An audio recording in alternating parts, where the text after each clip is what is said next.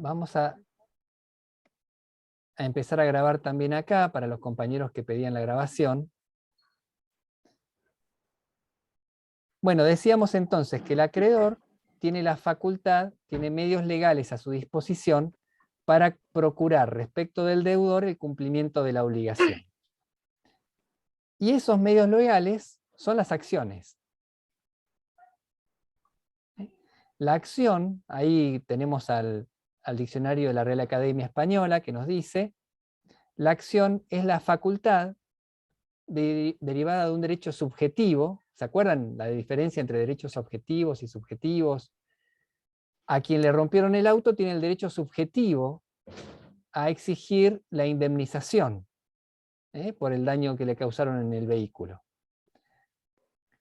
para hacer valer en un juicio el contenido de su pretensión, ¿no? Ese derecho subjetivo. Y en sentido procesal, el derecho a acudir a un juez o a un tribunal para pedir la tutela de un derecho o de un interés. Al que lo despidieron podrá iniciar en un tribunal laboral su reclamo.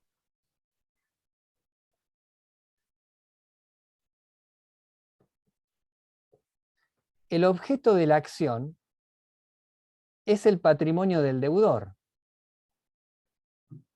¿Por qué razón? Porque el patrimonio del deudor es la garantía común de los acreedores. ¿Con qué responde el deudor? Con su patrimonio.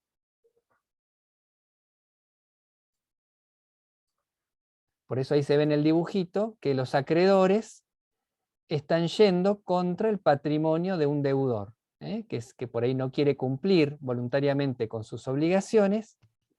Entonces los acreedores pueden ir contra su patrimonio, porque el patrimonio es la garantía común.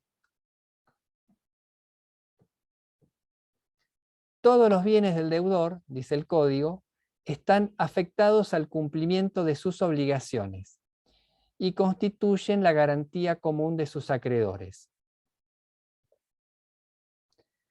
salvo algunos bienes que integran su patrimonio y que por alguna razón son inembargables e inejecutables. Es decir, van a quedar fuera de la pretensión de los acreedores. Brian, ¿levantaste la mano o es un error? No, sí, profe, levanté la mano. Quería Dale. saber si podría ejemplificar esta situación un poco para tener una idea, una noción. ¿Cómo no? Volvemos al ejemplo, ¿no? Brian me choca en una esquina de Campana o de Luján, me choca con el auto y le produce daños cuantiosos a mi vehículo. Entonces yo inicio un juicio contra Brian. Yo puedo ir contra todo su patrimonio. Por ejemplo, Brian no me quiere pagar, pero yo encuentro que Brian tiene una cuenta bancaria. Entonces al juez le digo: mire, vio que yo tengo una sentencia contra Brian que no la quiere pagar. Muy bien, acá encontré que Brian tiene una cuenta bancaria. Entonces se traba embargo sobre la cuenta bancaria y me cobro de la cuenta bancaria que tiene Brian, porque responde con todo su patrimonio. Javier, ¿por qué levantas la mano? Sí, profe, en el caso de que Brian, póngale que todo el patrimonio que tiene lo puso a nombre de los hijos, de la madre, del padre, y él no tiene nada. ¿Qué se hace ahí? Nada, no se puede hacer nada. Bueno, ya hemos visto, ¿no? Es insolvente. Esto sería una cuestión de fraude, de la cual ya hablamos, pero más tarde vamos a volver a hablar de situaciones de fraude. ¿De acuerdo? Bien, Por lo pronto nos quedamos con esta idea, ¿no? Que un deudor responde con su con patrimonio, su patrimonio. salvo algunos bienes que se consideran inembargables. Vamos a ver algunos ejemplos de bienes inembargables. Pero, por ejemplo, no sé, saben que un salario hasta el mínimo vital y móvil es inembargable. Una jubilación es inembargable.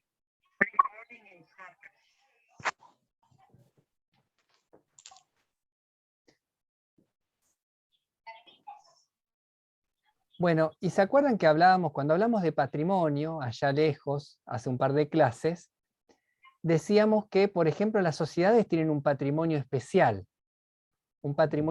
distinto al de sus accionistas. O, por ejemplo, cuando se constituye un fideicomiso, el fideicomiso constituye un patrimonio distinto del de sus integrantes.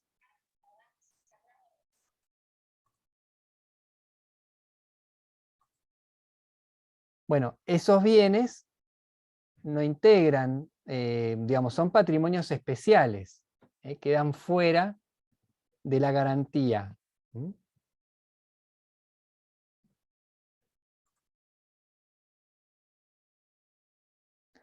Pero quedémonos entonces con esto, ¿no? Con la idea de que el deudor responde con todo su patrimonio, salvo algunas excepciones dispuestas por la ley, pero responde con su patrimonio. El patrimonio es la garantía común de los acreedores. Pobre Brian, lo agarré de punto, pero Brian me chocó a mí, pero la semana pasada chocó a otro y viene así, onda Chano, Autitos ¿no? chocadores. Claro, tipo Chano venís, ¿no? Entonces venís rompiendo muchos autos. Bueno, tu patrimonio es la garantía común de los acreedores, de todos los acreedores, de todos a los que causaste un daño.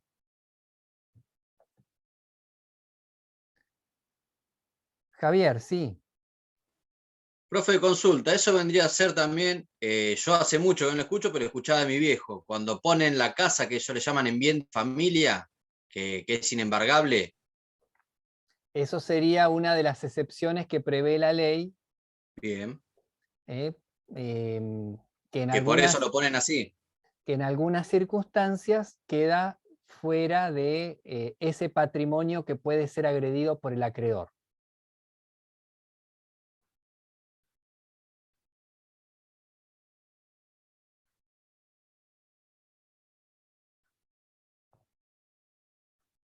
Y están relacionados con los derechos, ¿no? Esos bienes inembargables, como por ejemplo el derecho a la vivienda.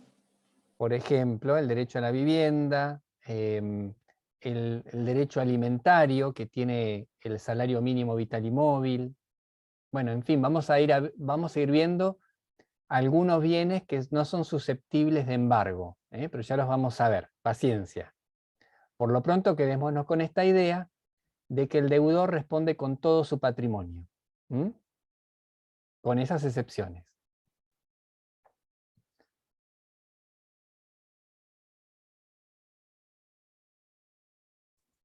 Bueno, decíamos que la acción es la herramienta con la que cuenta el acreedor para obtener la prestación que es debida por el deudor.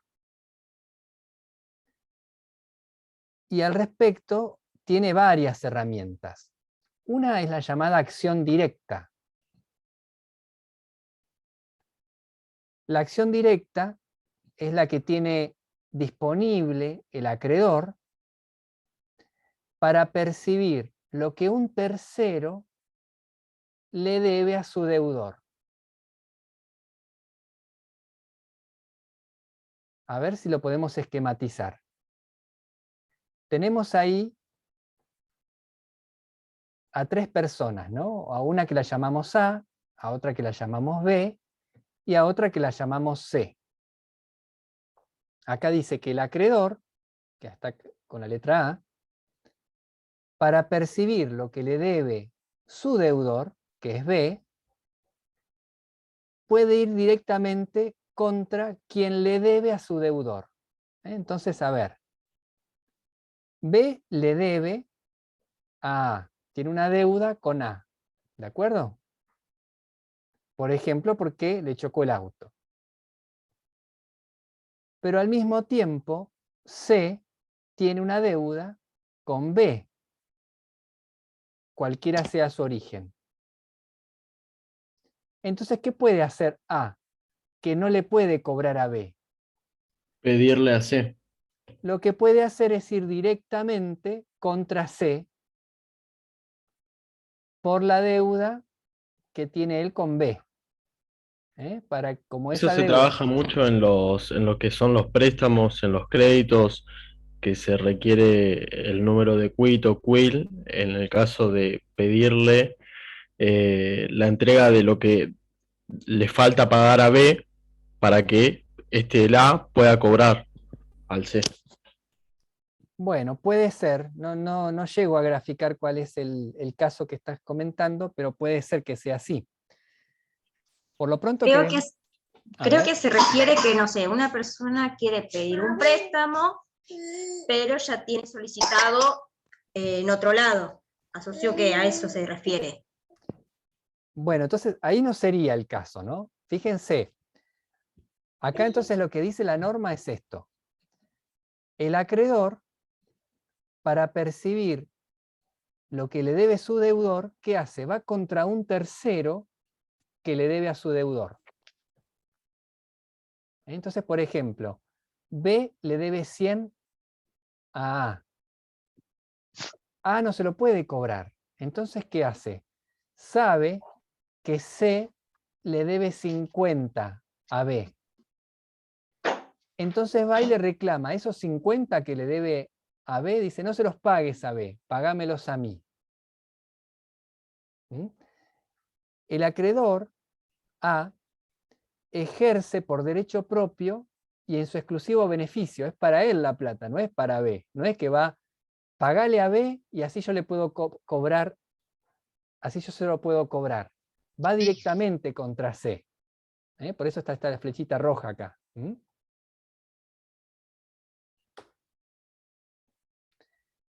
Dice que esta acción es excepcional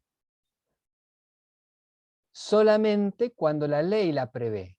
En los casos en que la ley prevé esa posibilidad es que el acreedor puede utilizar esta acción directa. En vez de ir a decirle a B, dale, anda, cobrale a C, así me podés pagar a mí, listo, va directamente contra el deudor de su deudor.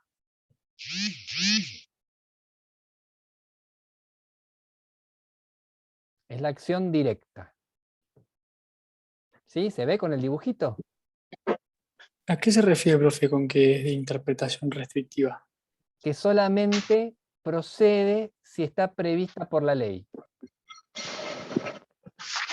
Tiene que estar prevista por la ley. Si la ley no la prevé expresamente para un caso en particular, no puedo recurrir a la acción directa.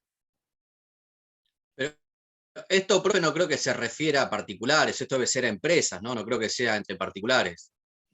No, podría ser, por ejemplo, a ver, estoy buscando un ejemplo de la galera. Supongamos que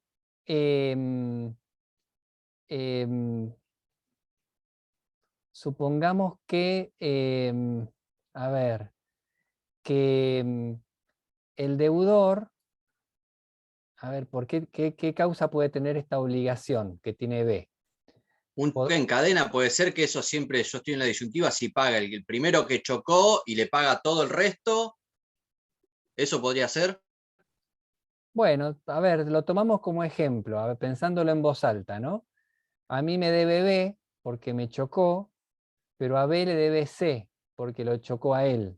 Entonces yo en vez de ir a reclamarle a B, que no me quiere pagar, voy directamente y le reclamo. Lo que C le tiene que pagar a B, se lo reclamo yo. Bien. ¿Qué requisitos tiene que tener para que el acreedor pueda ejercer esta acción directa, de ir directamente contra el deudor de mi deudor? Lo primero es que tiene que tener un crédito exigible, que no esté en duda, que ya se sepa que tiene un crédito exigible contra B, contra su propio deudor. Lo segundo es que haya una deuda correlativa exigible de parte de B respecto de C.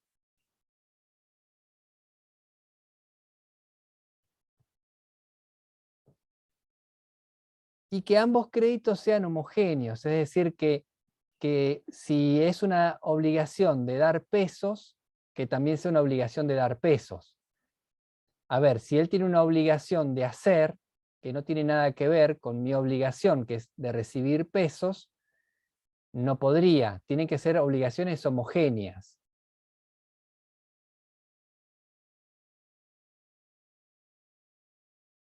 Ninguno de los dos créditos debe haber sido objeto de embargo anterior. Se lo tiene que citar a mi deudor. Si yo le inicié el juicio, la acción directa al deudor de mi deudor, a B también se lo cita, para que diga, a ver, a ver, ¿por qué le estás cobrando a él? Yo ya te pagué a vos.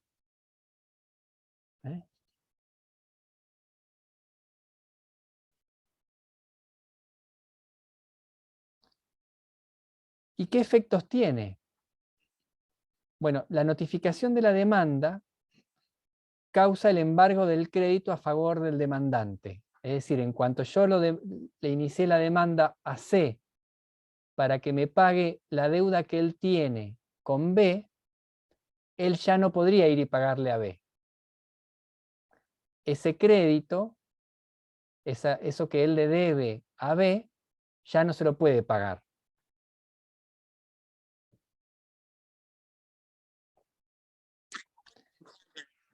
El reclamo, dice, prospera hasta el monto menor de las dos obligaciones.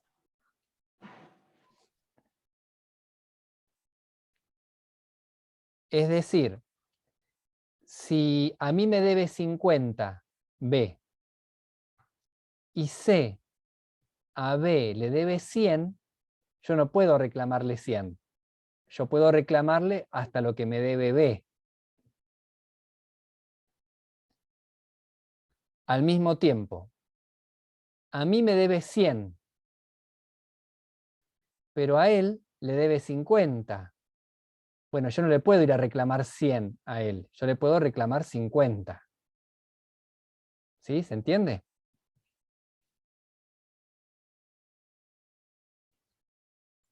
Ahí yo me presté a confusión. Pero si le reclama 50, le reclaman los 50 de B más los 50 suyo. Igual le va a estar reclamando los 100 que le debe. Claro, está bien, pero a ver, si C le debe 50 solamente a B, Sí, yo no puedo ir a pedirle que me pague más de lo que él debe. está bien. A él le puedo pedir hasta 50. Después le pediré a B el resto, los otros 50. ¿Se entiende? Ah, ahora entiendo. Bien, profe, bien, bien. Ahora, al revés. A mí me debe 50 nada más. Pero este le debe 100 a este. Yo no puedo ir a reclamarle 100, porque lo que a mí me deben son 50. ¿Se entiende? Le entiendo, profe. Bueno, C, que va a ser el demandado de la acción directa, puede oponer todas las defensas que tenga contra su propio acreedor. No, yo ya le pagué. Si ya le pagué, ¿por qué me piden de nuevo que le pague? Una excepción de pago. Por ejemplo, cualquier defensa que tenga contra B se la puede oponer a A.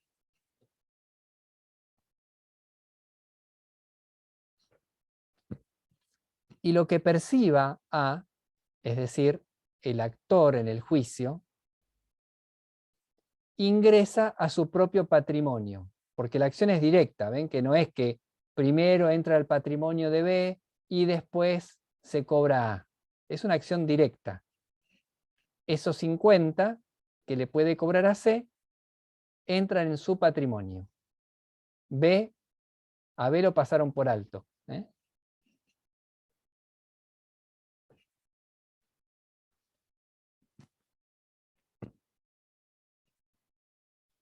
Bueno, y lógicamente, si con lo que me paga C yo quedo satisfecho, porque era todo lo que me debía B, se extinguió la obligación que tenía B. Ya no me debe nada a B. Ahora, si C me pagó solamente la mitad, entonces todavía B me debe la otra mitad.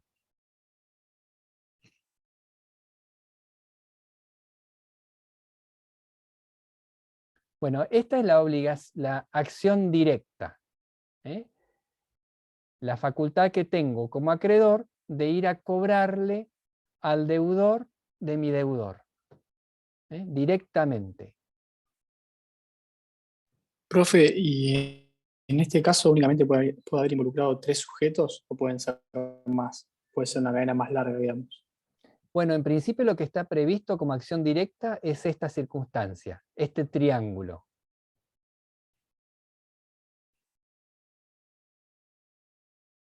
Ah, bueno, gracias.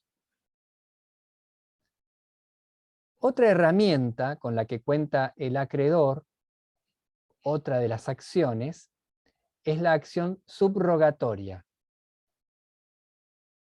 También se la llama indirecta u oblicua, por el dibujito que se forma, y vamos a verlo ahora en el esquema. Pero a ver si podemos entender de qué se trata. El acreedor de un crédito cierto puede ejercer judicialmente los derechos patrimoniales de su deudor. Si mi deudor, es remiso, es decir, ni se mosquea, no va a iniciar la acción. Él tiene una acción contra otro, no hace nada.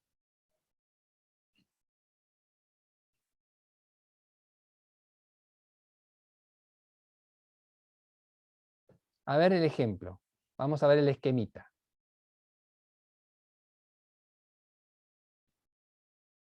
B me debe plata, estamos de acuerdo, ¿no?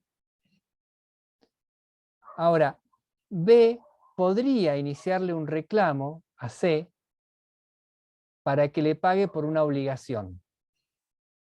C está obligado respecto de B. Pero B, ¿qué hace? No le importa, no hace nada. Entonces, ¿qué es lo que puedo hacer yo? Yo puedo subrogarme en los derechos de B.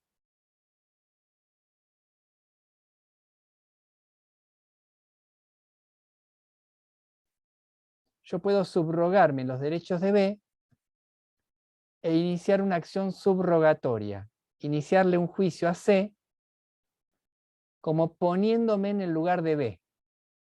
Yo paso a ocupar el lugar de B. Lo subrogo.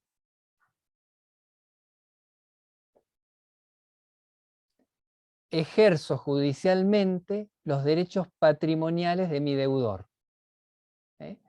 Mi deudor no hace nada, no ejerce sus derechos patrimoniales, yo me pongo en lugar de él y ejerzo sus derechos patrimoniales.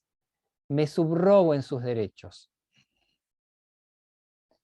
Algo que es común, a ver si lo podemos visualizar como ejemplo, es que a lo mejor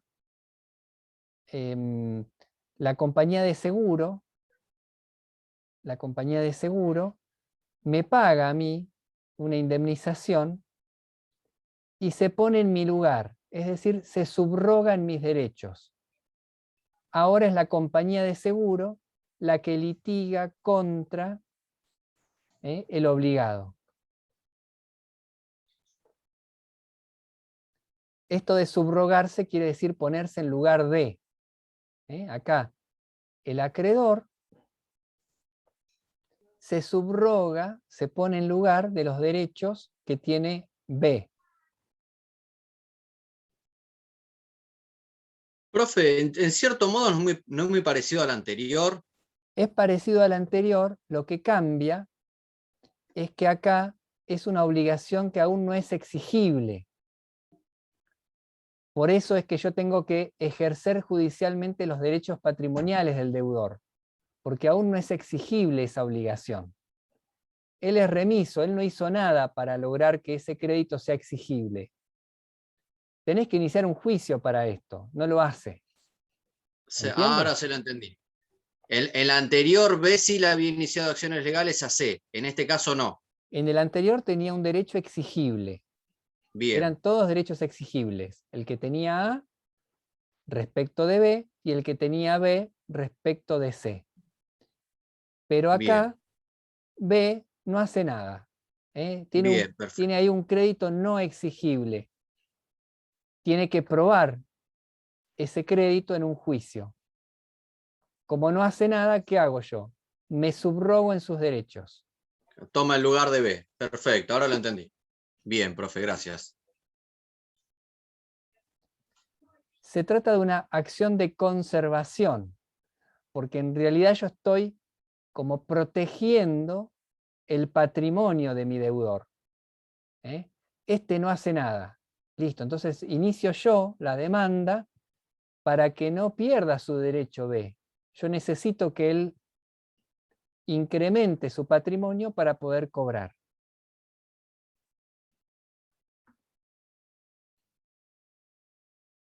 Como el patrimonio de mi deudor es mi garantía de que me van a pagar, yo me pongo en el lugar de él. El obligado, mi deudor, se muestra inactivo para resguardar sus bienes o para incorporar bienes a su patrimonio. El acreedor está legitimado para hacerlo, se pone en su lugar, ejerce los derechos que el deudor no ejerce.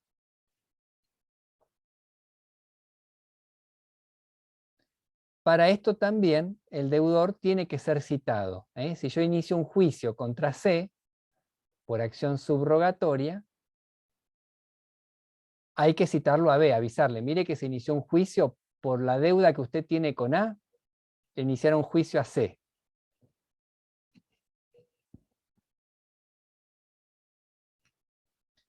Claro, hay algunos derechos que tiene mi deudor que no los puede ejercer nadie que no sea él.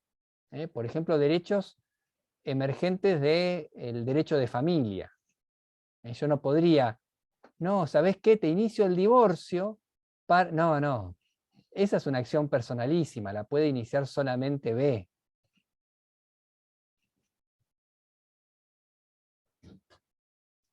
Los derechos y acciones que fueron sustraídos de la garantía colectiva de los acreedores.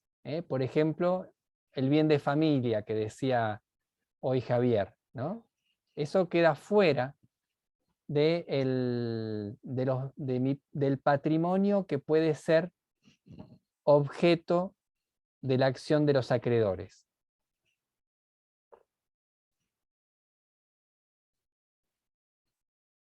Y se habla de las meras facultades, es decir, sí, C tiene intención de donarle algo, pero bueno, es una facultad, no está obligado a donarle algo a B. Y como decíamos antes, C puede oponer todas las defensas que podría oponer B.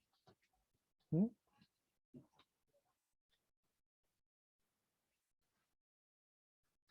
Bueno, hay otra acción y que tiene que ver con una pregunta que hacía Javier también hoy. ¿Y qué pasa si mi deudor lo que hace es sacarse bienes de su patrimonio para no pagar? Y se suelen utilizar para esto algunas figuras, como puede ser una venta fraudulenta, para sacarme de mi patrimonio una casa y que no me la embarguen o que no me la ejecuten por una deuda que tengo. ¿Qué hago? Se la vendo a otro. ¿A quién? Y se la vendí a mi hijo, por ejemplo. Dice, la simulación tiene lugar cuando se encubre el carácter jurídico de un acto bajo la apariencia de otro. Yo lo que estoy haciendo es sacar de mi patrimonio un bien bajo la apariencia de otro acto, una venta de un inmueble.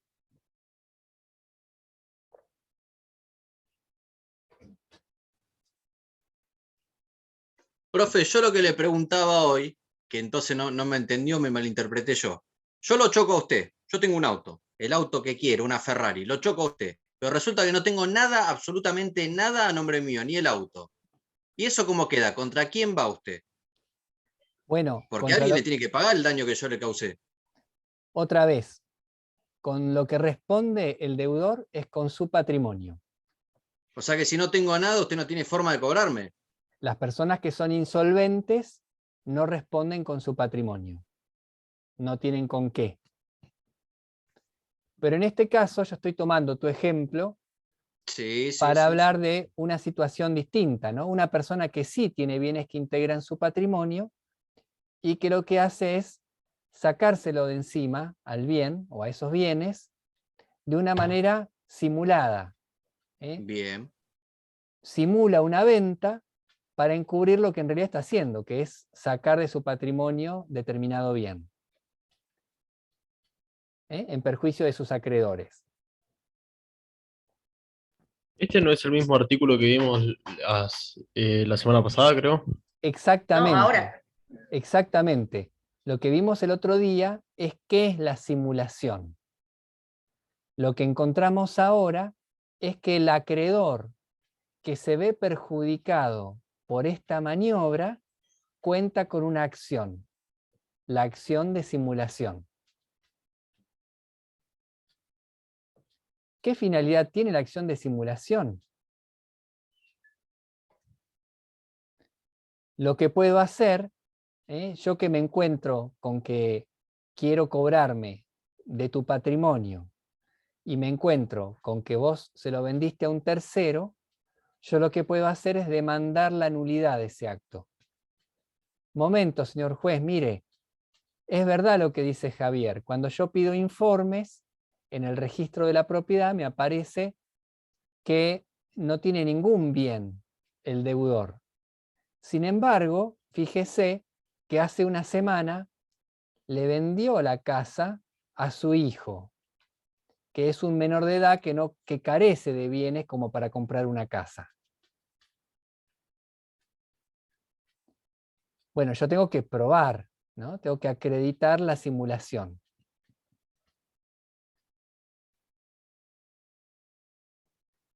La simulación no puede oponerse a los acreedores del adquirente. Es decir, si Javier, por ejemplo, que quiere sacarse sus bienes de encima para que yo no le pueda cobrar, le vendió sus bienes a Brian, pero Brian no sabía, Brian obró de buena fe.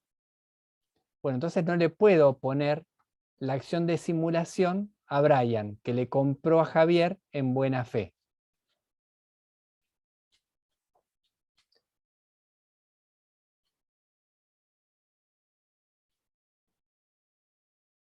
En todo caso, solo podré ir contra ese acto y reclamarle la casa que le compró a Javier Brian si él adquirió ese bien a título gratuito, es decir, no pagó, o si pruebo que es cómplice de la simulación.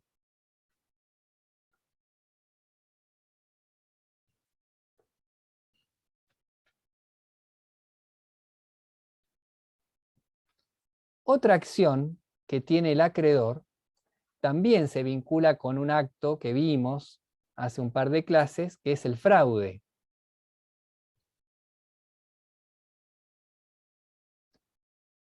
¿Se acuerdan que el fraude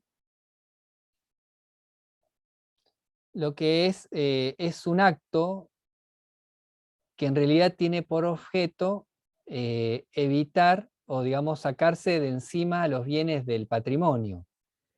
Por ejemplo, acá dice, el acreedor puede solicitar la declaración de inoponibilidad de los actos celebrados por su deudor en fraude de sus derechos.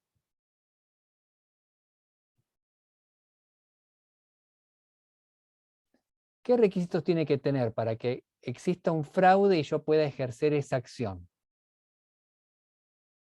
Que el crédito sea de causa anterior al acto impugnado, al acto que se realiza en fraude.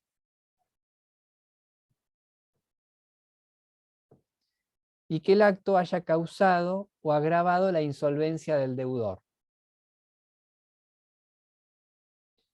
Y que quien contrató con el deudor conocía o debía conocer que en realidad estaba prestándose a un acto para insolventar al deudor. Ven que son dos acciones, la de fraude y la acción de nulidad o acción de simulación, que lo que tienen por objeto es actos que se realizaron con la finalidad de insolventar, de sacar del patrimonio del deudor determinados bienes, pedir su nulidad por la acción de nulidad o pedir, o por la acción de simulación, o pedir la inoponibilidad. Es decir, que a mí ese acto jurídico que se realizó no me es oponible.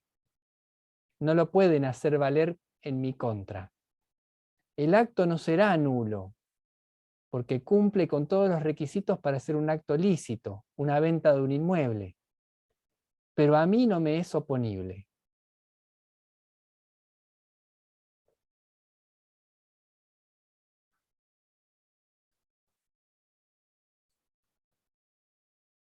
La acción de fraude no puede oponerse a los acreedores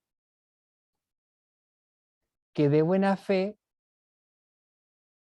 hayan ejecutado el bien antes. Por ejemplo, a mí me debe plata, pero también le debía plata a otro acreedor y que ejecutó el bien. Entonces el bien ya salió del patrimonio, pero por un ejecutante de buena fe, alguien que adquirió de buena fe.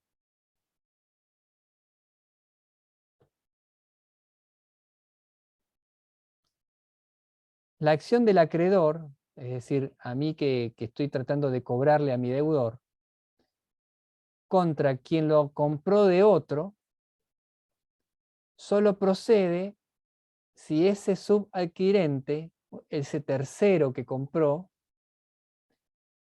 en realidad lo adquirió a título gratuito, no puso plata, o es cómplice del fraude.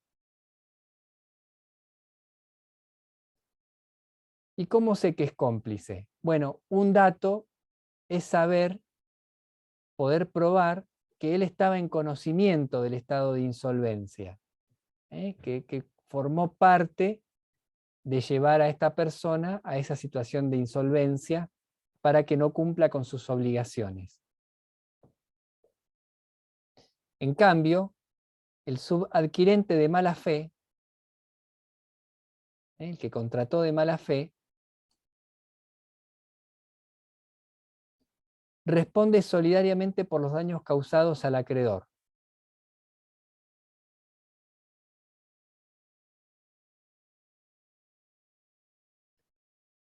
En cambio, el que contrató de buena fe y a título gratuito con el deudor, responde en la medida en que se enriqueció.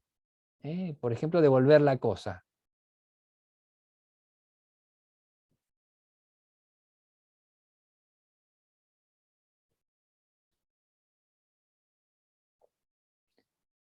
La causa de la acción de fraude tiene como efecto la extinción de la acción.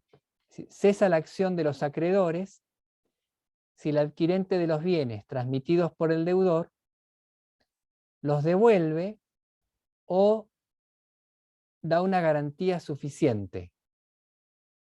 Se ve, a ver, por ejemplo, entonces, yo le quiero cobrar a Javier, pero Javier, para que yo no le pueda cobrar, lo que hizo fue venderle su casa a Brian.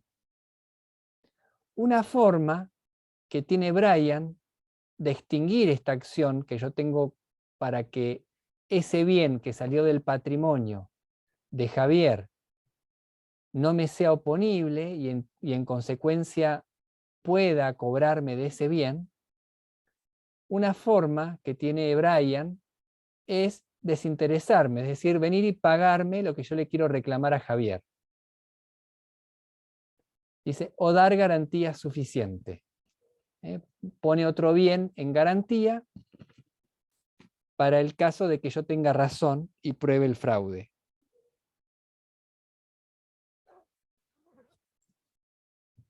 ¿Sería como un tipo de negociación, profe?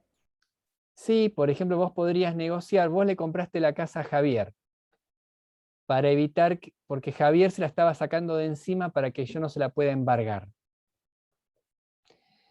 Y vos le compraste la casa a Javier, y Javier a mí me debía, no sé, 10.000 pesos. Y vos compraste una casa por 1 millón. Listo, vos me ponés a mí los 10.000 pesos y se acabó la acción.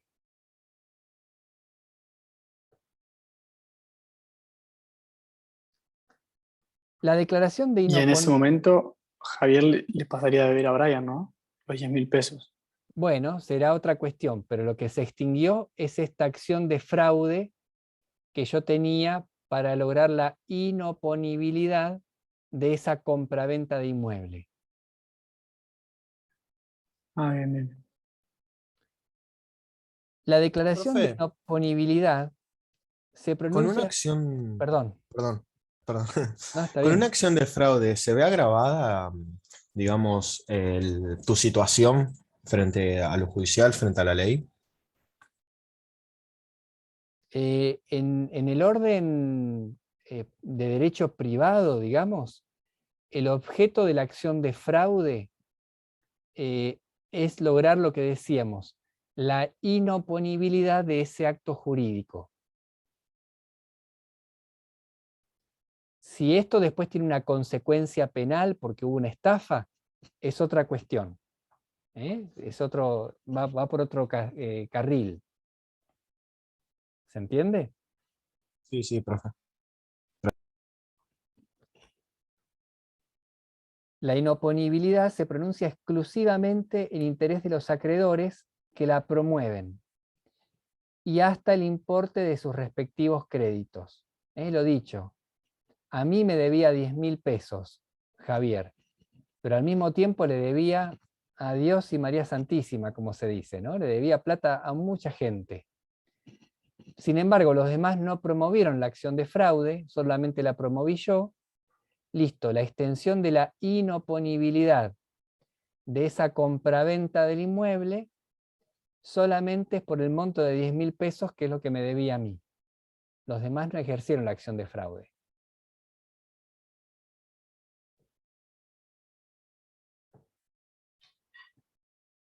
Bueno, ¿se acuerdan que hoy decíamos esto de que la garantía común de los acreedores es el patrimonio del deudor? Bueno, acá encontramos otra norma que reafirma esta idea en relación a las obligaciones, que es lo que estamos analizando, ¿no?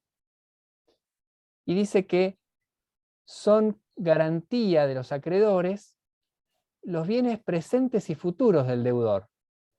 Quiere decir, Javier me debe plata a mí y después compró la casa. Entonces dice, pero ¿por qué me embargan la casa si yo la compré después, cuando yo ya tenía la deuda con él? Los bienes presentes y futuros que integran el patrimonio del deudor garantizan las deudas respecto de los acreedores. Constituyen la garantía común de sus acreedores. ¿Qué puede hacer el acreedor? Exigir la venta judicial de los bienes del deudor, lo que normalmente vieron que hablan de remate. Uy, los bienes fueron a remate por la deuda que tenía, ¿vieron? Bueno, sería una venta judicial de los bienes del deudor. Solo en la medida necesaria para satisfacer su crédito. Lo dicho, a mí me debe 10.000 pesos y tiene una moto que vale 15.000 pesos y una casa que vale 10 millones de pesos. No sería sensato que se venda el inmueble de 10 millones de pesos para pagar una deuda de 10.000 pesos. Solamente en la medida necesaria para satisfacer el crédito. No más allá de eso. Todos los acreedores pueden ejecutar estos bienes en posición igualitaria, es decir, que todos nos cobramos en la proporción, salvo que exista una causa legal de preferencia. En algunos casos, la ley estima que hay créditos que son preferentes. Si la ley no expresamente determina que hay un derecho preferente de un acreedor respecto de otros, se consideran que todos van en partes iguales. El patrimonio del deudor se divide en tantas porciones como acreedores haya.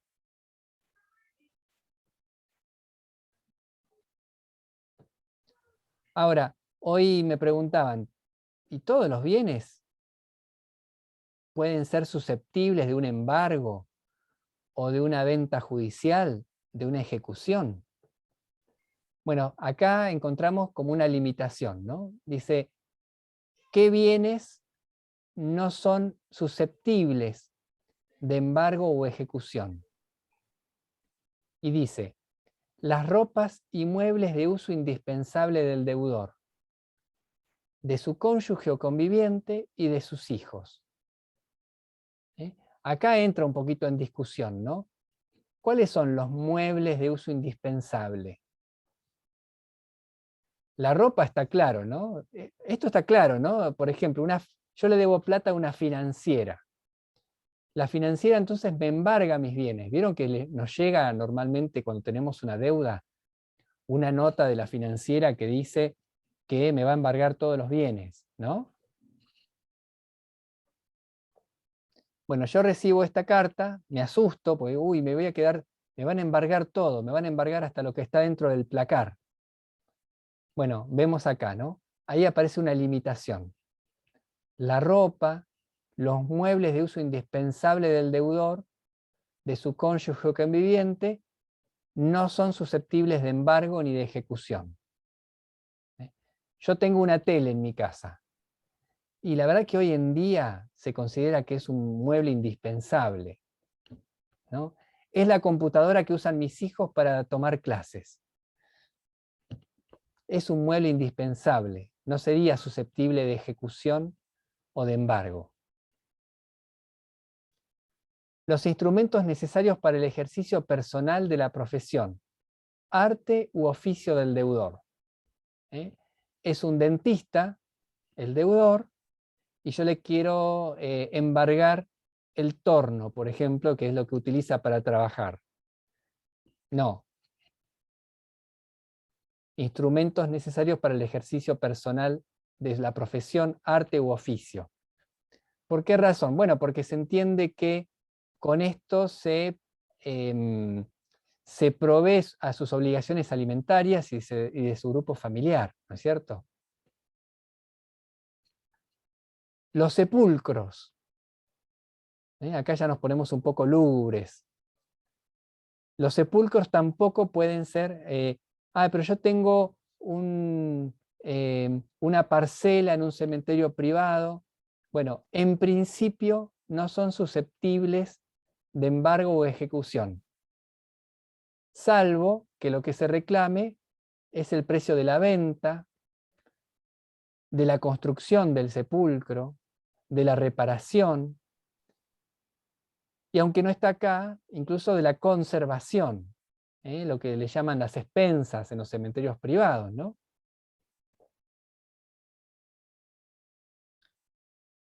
Los bienes afectados a cualquier religión reconocida por el Estado. Entonces, si yo quiero una iglesia, un templo, en principio no sería susceptible, en tanto sea una religión oficial reconocida por el Estado, no sería susceptible de ejecución o embargo.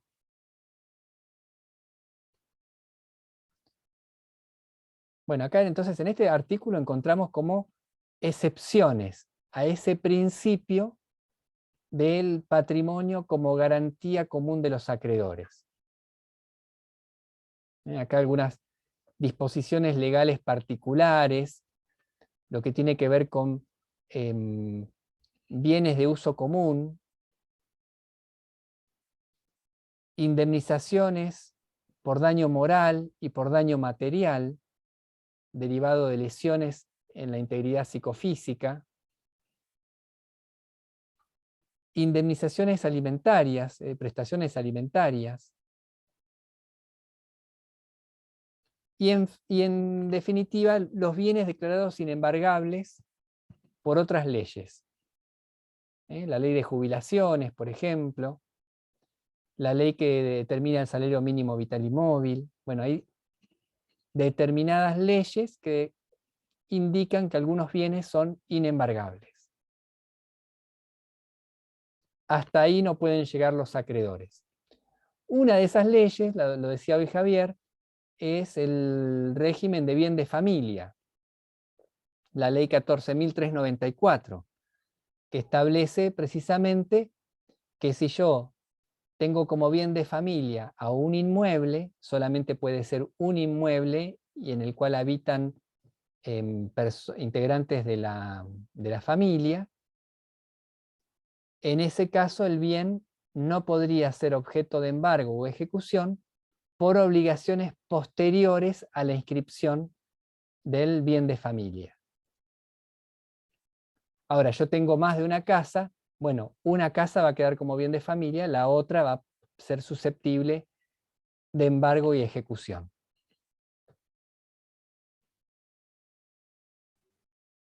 Profe, le hago una consulta de la diapositiva anterior, así no me quedo con la duda. Sí, sí. Hay una parte donde dijo que se iba a repartir el bien entre los acreedores en partes iguales. ¿A qué le llama partes iguales? Si a mí me debe 60.000 y al otro le debe 10.000, ¿cobramos todo lo que los acreedores lo mismo? A ¿No va en la prorrata. proporción a que se debe? Cobran a prorrata. Es decir, no es que uno cobra la totalidad y el otro, si queda, cobra. ¿Me explico? Salvo, hay Sí. algunos créditos que sí tienen una garantía especial, una garantía preferente. Por ejemplo, una hipoteca, ¿no? Yo constituyo una hipoteca sobre un bien. Bueno, la hipoteca tiene un privilegio respecto de otros créditos que se llaman quirografarios, ¿no? Créditos comunes, digamos. Entonces, cobra el acreedor hipotecario con preferencia. Si queda, cobra el resto. En cambio, Bien. si no hay un acreedor preferente, cobran todos en proporción. Pero no No es que uno importa. excluye a otros. Bien. Ahí la entendí. Gracias, profe. Bueno, estamos hablando que hay determinados bienes que son susceptibles de embargo, bienes que no son susceptibles de embargo. ¿Qué es esto del embargo? Bueno, el embargo es una medida cautelar. Es decir, aún no hay una sentencia que me obligue a pagar. ¿Sí? Pero hay lo que se llama verosimilitud del derecho. Es decir, que mi crédito es verosímil. Ay, a ver cómo lo silencio, Gabriel. Ahí sí, gracias. Perdón, profe, disculpe. No, no pasa nada, no pasa nada. Es decir, yo aún no tengo sentencia, pero mi derecho es verosímil. ¿Sí? Es decir, que de las circunstancias, de los hechos que yo describo en mi demanda, el juez infiere que muy probablemente yo pueda tener razón. Es verosímil lo que yo estoy alegando en mi demanda. Y si el juez entiende que hay un peligro en la demora, es decir, que el deudor puede sacarse los bienes de su patrimonio, embarga el bien. ¿Qué pasa con un bien embargado? El deudor ya no lo puede vender. Queda ahí congelado en su patrimonio.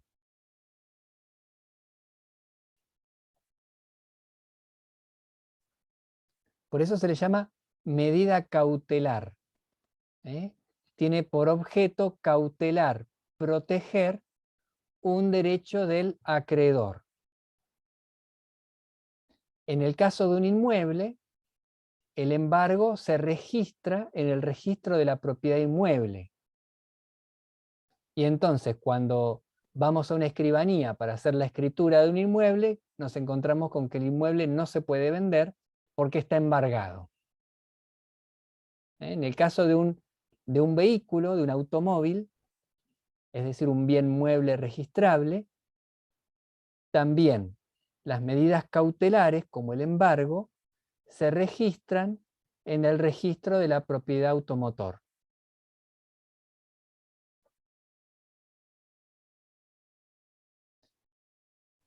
¿Qué puede? ¿Eso, profe, tiene un tiempo donde se vence? ¿Se vence el embargo? Sí, los embargos tienen un plazo de caducidad, al cabo del cual el embargante, el acreedor, puede renovar la inscripción.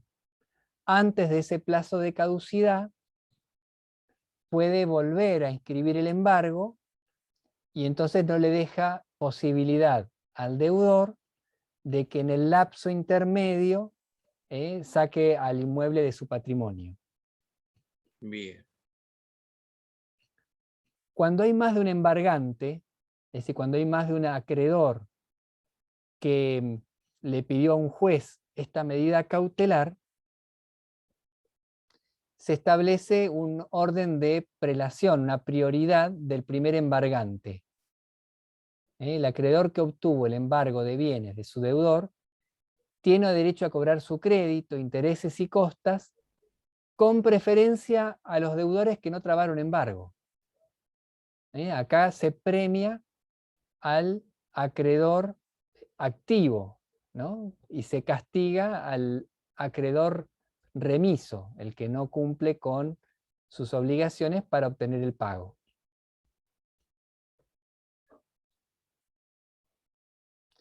Claro, decíamos, ¿no? Esto solamente es oponible, esta prioridad la tiene el primer embargante respecto de deudores pares como él, de deudores, de acreedores quirografarios, de acreedores comunes, que no tienen privilegios. Si aparece un acreedor hipotecario, por ejemplo, que tiene un privilegio, en ese caso va a ir segundo. Primero cobra el acreedor hipotecario, después viene el primer embargante, y después el resto.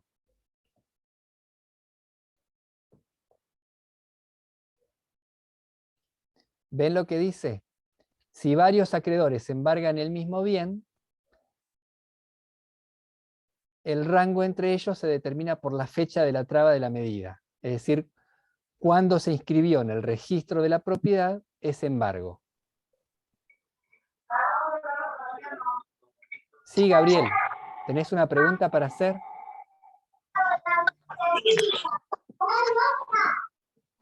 No, a ver, ahí está, gracias.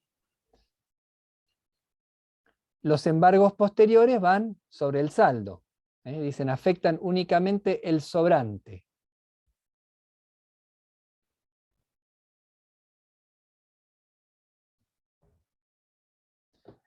Bueno, les propongo hacer un break. Nos tomamos 10 minutitos, ¿sí? Y vamos a ver un poco más de las obligaciones. Bien, profe. Sí, profe. Dale, profe. Bueno, muy bien. Buen Profe, descanso. ¿Sí? ¿podría dejar la diapositiva anterior? Sí, cómo no. Muchas gracias. No, por nada.